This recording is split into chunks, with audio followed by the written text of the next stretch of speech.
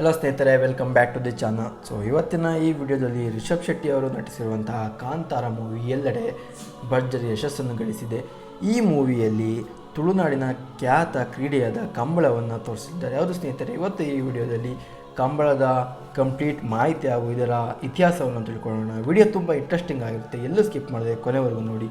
ಈ ವಿಡಿಯೋ ನಿಮಗೆ ಏನಾದರೂ ಇಷ್ಟ ಆದರೆ ದಯವಿಟ್ಟು ನಿಮ್ಮ ಫ್ರೆಂಡ್ಸ್ ಹಾಗೂ ಫ್ಯಾಮಿಲಿ ಗ್ರೂಪ್ಗಳಲ್ಲಿ ಶೇರ್ ಮಾಡಿ, ಸಪೋರ್ಟ್ ಮಾಡಿ. ಬನ್ನಿ ಸ್ನೇಹಿತರೆ, ಹೆಚ್ಚಿನ ಟೈಮ್ ವೇಸ್ಟ್ ಮಾಡದೆ ವಿಡಿಯೋ ಕಡೆ ಹೋಗೋಣ. ಸ್ನೇಹಿತರೆ, ಈ ಕಂಬಳ ಒಂದು ತುಳುನಾಡಿನ ಖ್ಯಾತ ಕ್ರೀಡೆಯಾಗಿದೆ. ಇದು ಸುಮಾರು 800 ವರ್ಷಗಳ ಇತಿಹಾಸವನ್ನು ಹೊಂದಿದೆ ಹಾಗೂ ಇದು 1200 ಕ್ರಿಸ್ತಶಕ 1200ರಲ್ಲಿ ಬಲ್ಲಮ್ಮ ದೇವಿಯ ಆಳ್ವಿಕೆ ಸಮಯದಲ್ಲೂ ಇತ್ತು ಎಂಬುದಕ್ಕೆ ಅನೇಕ ಶಾಸನಗಳು ದೊರಕಿವೆ.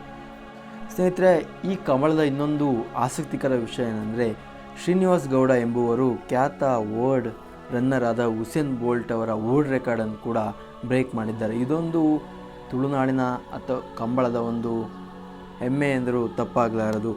ಈ ವರ್ಲ್ಡ್ ರೆಕಾರ್ಡ್ಗೆ ಅನೇಕ ಕಡೆಯಿಂದ ಒಳ್ಳೆಯ ರೆಸ್ಪಾನ್ಸ್ ಕೂಡ ಸಿಕ್ಕಿತ್ತು.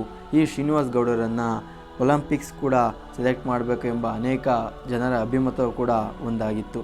ಸಾಮಾನ್ಯವಾಗಿ ಕಂಬಳ ಶುರುವಾಗೋದು ನವೆಂಬರ್ ತಿಂಗಳಿಂದ ಮಾರ್ಚ್ ತಿಂಗಳೊಳಗೆ ಈ ಕಂಬಳಯಾನ ನಡೆಯುತ್ತೆ. ಆದರೆ ಇವುಗಳ ಸಾಕೋದಿದೆಯಲ್ಲ, ಇದೇ ಒಂದು ದೊಡ್ಡ ಕಷ್ಟದ ವಿಷಯ ಆಗಿದೆ. ಹಾಗೂ ಈ ಕಂಬಳ ಸಾಕೋಕ್ಕಂತಲೇ ಒಂದು ಟೀಮ್ ಇರುತ್ತೆ ಸ್ನೇಹಿತರೆ. ಇದರಲ್ಲಿ ಒಂದು 15ರಿಂದ 20 ಜನ ಕೆಲಸ ಮಾಡ್ತಿರ್ತಾರೆ. ಹಾಗೂ ಸುಮಾರು ಈ ಕಂಬಳಕ್ಕೆ ಹೋಗುವ ಕೋಣಗಳನ್ನು ಸಾಕೋಕ್ಕೆ ಸುಮಾರು 6ರಿಂದ 7 ಲಕ್ಷ ವರ್ಷಕ್ಕೆ ಖರ್ಚಾಗುತ್ತೆ ಸ್ನೇಹಿತರೆ. ಇದೊಂದು ನಮ್ಮ ನಾಡಿನ ಖ್ಯಾತ ಜನಪ್ರಿಯ ಕ್ರೀಡೆಗಳಲ್ಲಿ ಒಂದಾಗಿದೆ ಸ್ನೇಹಿತರೆ.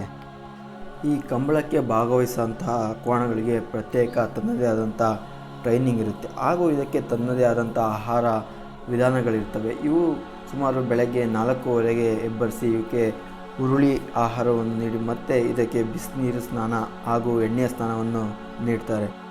ಸ್ನೇಹಿತರೆ, ಈ ಕಂಬಳಗಳಲ್ಲಿ ಅನೇಕ ವಿಧಗಳಿದ್ದು ಆಯಾ ಪ್ರಾಂತಗಳಲ್ಲಿ ಅವರದೇ ಆದಂಥ ವಿಚಿತ್ರ ಕಂಬಳಗಳನ್ನು ಕೂಡ ನಡೆಸ್ತಾರೆ. ಸ್ನೇಹಿತರೆ, ನಿಮಗೆ ಈ ವಿಡಿಯೋ ಏನಾದರೂ ಸ್ವಲ್ಪ ಇಷ್ಟ ಆದರೆ ದಯವಿಟ್ಟು ಲೈಕ್ ಮಾಡಿ, ಶೇರ್ ಮಾಡಿ ಹಾಗೂ ಸಬ್ಸ್ಕ್ರೈಬ್ ಮಾಡಿ. Thank you.